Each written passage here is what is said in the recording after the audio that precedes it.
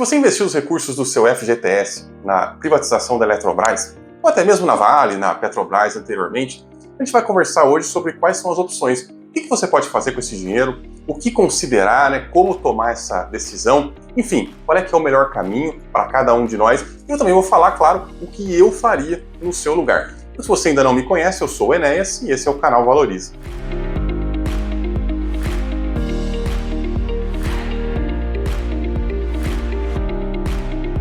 Em primeiro lugar, vamos falar um pouquinho do FGTS, Fundo de Garantia por Tempo de Serviço. Todo mundo que é empregado, tem carteira assinada, precisa fazer essa contribuição que é feita no valor de 8% do seu salário. Então, todo mês é contribuído aí 8% do seu salário para esse Fundo de Garantia por Tempo de Serviço. Tem muita polêmica em volta disso, se isso vale a pena, se isso não vale a pena, se é só um jeito do governo ficar com o seu dinheiro, enfim. O objetivo aqui não é falar sobre polêmica, a realidade é essa aí. A rentabilidade é de 3% mais a taxa referencial, que por muitos anos aí foi zero, hoje ela é um pouco mais do que zero, e além disso você tem a distribuição dos lucros. Como o FGTS é um fundo, ele empresta dinheiro, ele faz coisa ali com esse dinheiro, e às vezes ele tem lucro, esse lucro costuma ser distribuído aos cotistas. Ele tem, em média, assim, na maioria dos anos, ele tem dado um retorno acima da inflação, se você considerar essa distribuição de lucros.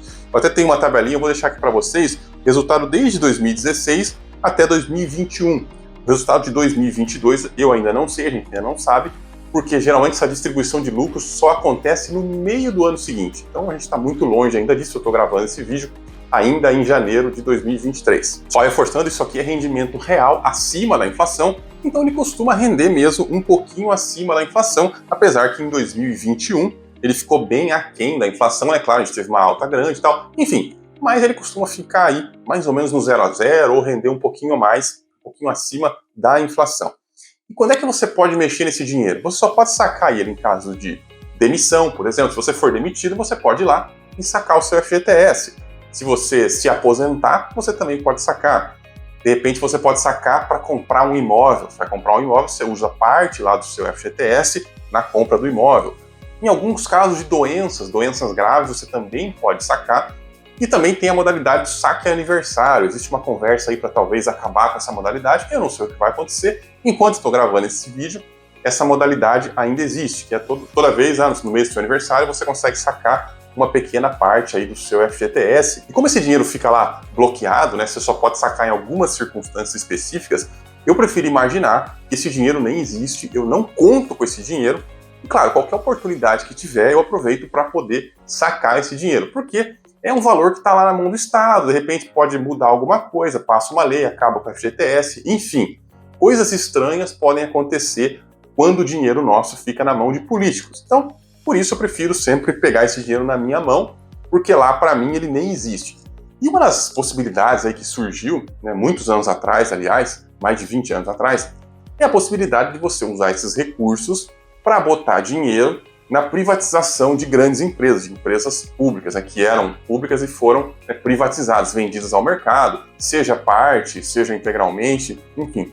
Isso é realizado através dos FMP, ou Fundos Mútuos de Privatização. Via de regra, quando aparece uma oportunidade de investir nesses fundos, você pode usar até 50% de tudo que você tem ali no seu fundo de garantia para aplicar nesse fundo. E bom, pode ser bom negócio, pode ser mau negócio. Até hoje, por exemplo, quem aplicou lá na privatização da Vale do Rio Doce teve um retorno muito grande, mais de 3.000%, se eu não me engano. Quem aplicou também lá na privatização da Petrobras conseguiu, aliás, privatização não, na abertura de capital, na chamada de capital da Petrobras, conseguiu aí mais de 1.000% também de retorno, Ou seja, tem aí um bom retorno, isso já descontadas as taxas, que são muito altas, roubam muito do rendimento. Se você tivesse comprado essas ações na bolsa, você ganharia muito mais.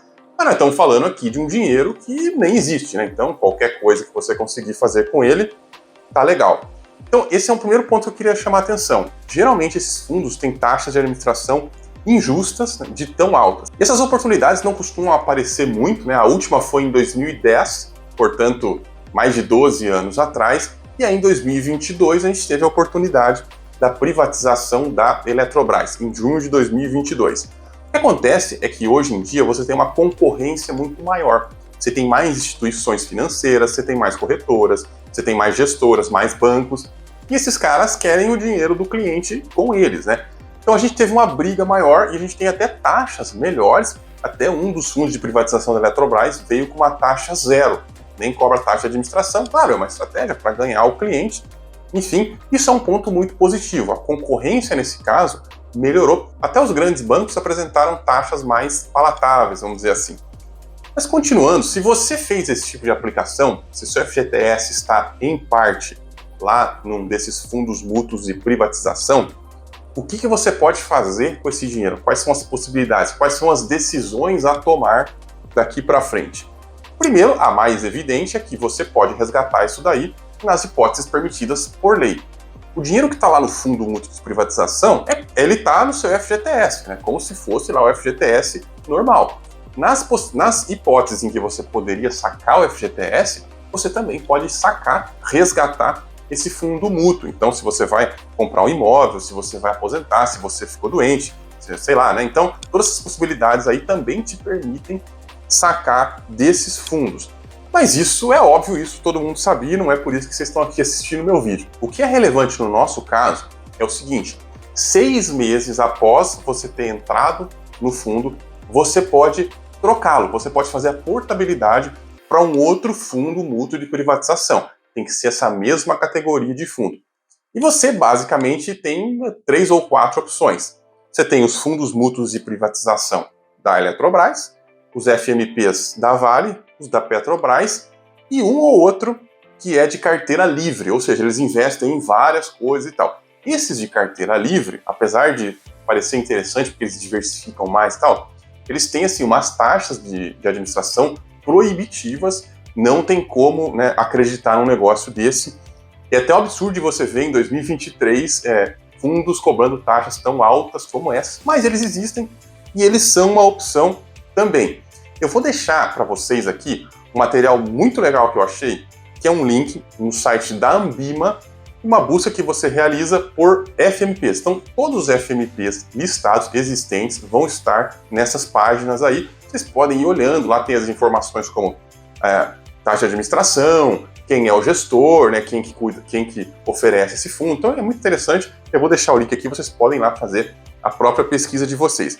Mas essa possibilidade foi aberta em dezembro, 6 meses após a oferta, né? Então a oferta foi em junho, em dezembro você já pode fazer portabilidade para outros fundos. Essa é uma possibilidade importante. E depois de 1 ano, você pode resgatar. Mas o que é resgatar? Resgatar não é botar no seu bolso. Resgatar é pegar do fundo de ações e botar no seu FGTS de volta. O dinheiro fica lá no FGTS, rendendo aquele 3%, mais TR, mais distribuição de lucros. Sabendo que as nossas opções são apenas essas que eu falei, aliás, se você conhece alguma outra opção, deixa nos comentários, porque eu não consegui achar nenhuma outra. O que eu faria? Né? O que você deve fazer? Mas enfim, eu vou falar o que eu faria.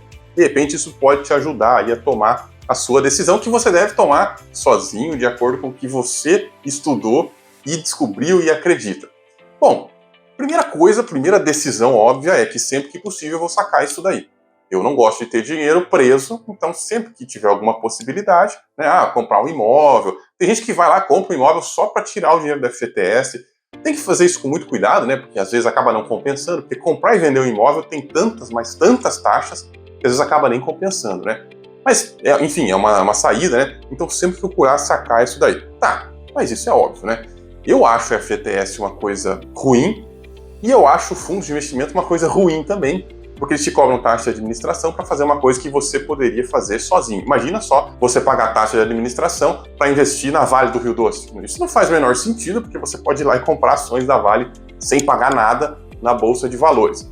Mas, vamos lá. As duas opções são meio ruins. Então, em primeiro lugar, sempre que tivesse uma possibilidade de investir numa privatização, de investir em alguma empresa pública que está fazendo chamada e está precisando de capital, eu aceitaria. Esse é o primeiro ponto. Por quê? Porque pelo menos não fica todo o dinheiro no mesmo balde. Ele fica num balde separado. Eu não consigo ser contra a diversificação, né? Ela é uma das maiores virtudes aí do investidor, então eu também procuraria diversificação nesse ponto. Mas isso sou eu.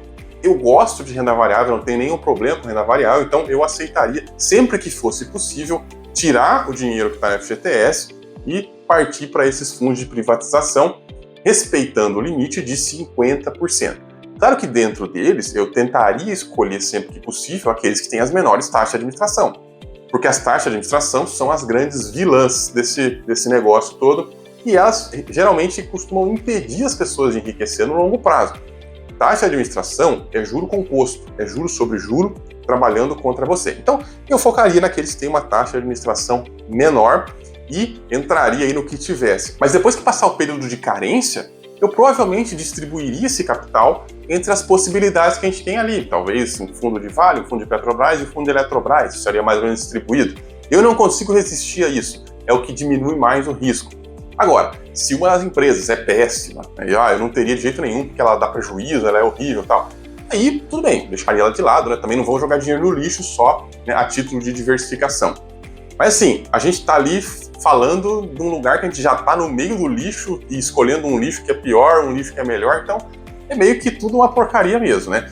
A gente tem que fazer o que é possível e o que é possível é diversificar, que eu acho que é o menos ruim. Agora, sempre cuidando para não deixar o dinheiro todo no banco, né? Não pagar só taxa de administração, porque aí realmente não tem como esse negócio virar nada.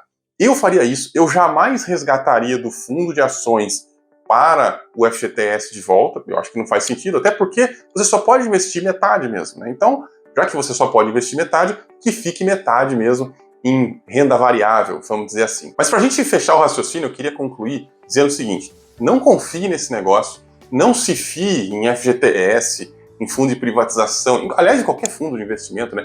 Mas não se fie só nisso.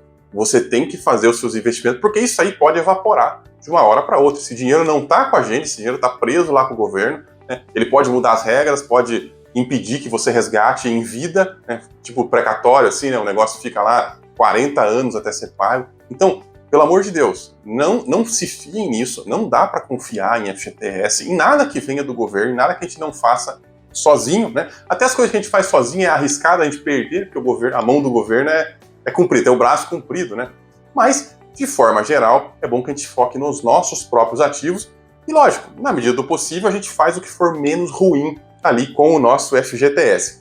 Eu queria saber de você, se você, inscrito aqui no canal, participou ou não participou da oferta da Eletrobras, por que participou, enfim, por que não participou e agora vai manter, vai trocar, você já participou anteriormente, né? Já tem aqueles fundos da Petrobras, da Vale, enfim, qual é que é a sua posição nesse negócio todo, ou simplesmente você deixou o seu FGTS lá, como FGTS mesmo, e pretende usar, sacar de outra forma, enfim, deixa aqui nos comentários a sua estratégia pra gente conversar e aprender juntos também. A gente volta semana que vem, até lá!